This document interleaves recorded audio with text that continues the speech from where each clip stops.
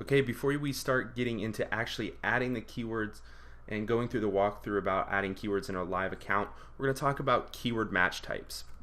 Now there's three different types of match types. Broad match, which includes misspellings, synonyms, and variations. There's no additional syntax that you have to add to that keyword. And then there's an additional option that you have for modified broad match. So you add a plus sign in front of each keyword, and we'll go through what types of keyword phrases that can trigger.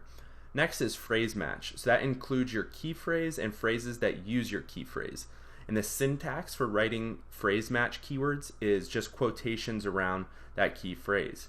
And then exact match. It includes only your key phrase and very close variations. And the syntax for that is just the brackets enclosing your keywords or key phrase. So we'll show you what types of keywords and what type of searches that each type can enable.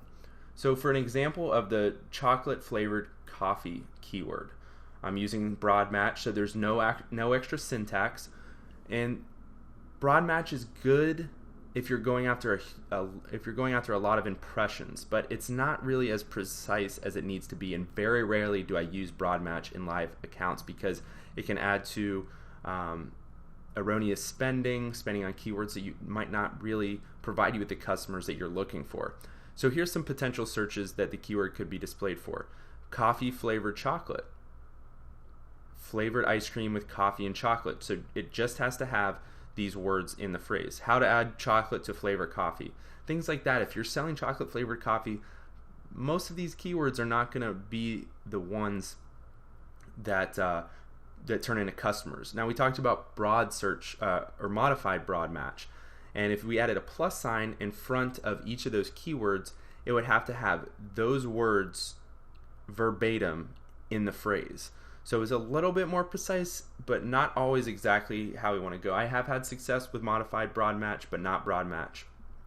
So next up is phrase match. We add the quotations around it. So what it's going to do is it's going to have that exact phrase, but you can add words to the front, words to the back, as long as that phrase is together in that order. So Belgian chocolate flavored coffee would trigger an ad. Buy chocolate flavored coffee would trigger an ad. What is the best chocolate flavored coffee?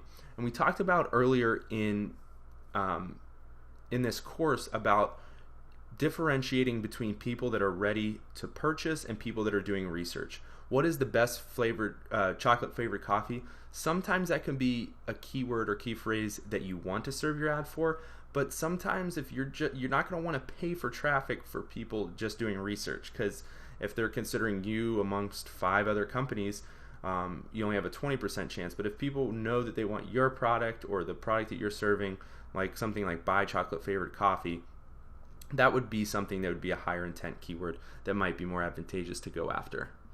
Next is exact match. So exact match has the brackets on either end of the keyword, and this really limits the number of impressions you'll get. But if you are really good with your keyword research and have a really good list of keywords in your ad group, this is usually the way to go. So the only type of searches that would be displayed, your ad would be displayed for, is chocolate flavored coffee or chocolate flavored coffees. Sometimes it doesn't even trigger on when adding the S at the end. So this is something that I usually start out all my campaigns with, or all my ad groups with, because I think it's easier to start with more precision and then expand outward if we're not getting the number of impressions you need. So start with exact match, then move to phrase match or modified broad match. Very rarely do I go into broad match because, as you'll see a little bit later, if you don't add negative keywords, you're going to have not so good of a time.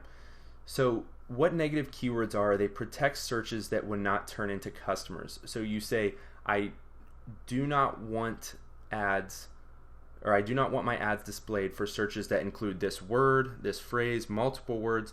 And this is really one of the things that a lot of people don't take advantage of, but something that can save you a ton of money and really boost the ROI of your campaigns. So good negative keywords to start with are free sample, discount codes, discounted cheap samples, things like that, where people are obviously looking for to get something for free. Unless you are pushing a free product or like a white paper or something like that, then you can include that. But generally speaking, those aren't going to be your highest value customers. Some other how to make, do-it-yourself, tutorials, jobs, salary, hiring, internships. Those are people that are doing research, and unless you want to be included in the research phase, I would shy away from those. And there's tons of lists that you can look at for adding negative keywords and looking at negative keywords to start with. And there's another way that you can do it. So if you're looking, once your campaign started and it's been running for a few days, you can see all of the, if you click keywords and then go to keyword details and then show all for the search terms, you'll see all the search terms that have triggered an ad. So you'll start scrolling through there, and when we go through the walkthrough, you'll see, I'll show you some examples, but you'll see, wow, there's no reason that I need to be showing my ads for these searches. And sometimes you'll be like, oh, I never thought of this one, and you can add it to your ad group. But there's usually a few that you'll find that are not really that great, and this is something you should definitely be checking at least on a weekly basis. Other sources that you can check, there's negative keyword tools, and for Google Analytics, if you sort by engagement, so if you go to your keyword, that same keyword report we showed in the previous lesson, and sort it by engagement and see the keywords that are sending customers but they're only staying on your site, or only viewing one page, or only staying for 10 seconds or something like that, those would be ones you'd want to exclude. Go to WordStream, they have a great negative keyword tool. Google Instant Search can give you some inspiration, and then generic keyword lists. If you just search that on Google, they'll give you some negative keywords that people have done research on and tell you, hey, these are ones that we've seen that you almost always want to exclude from your accounts.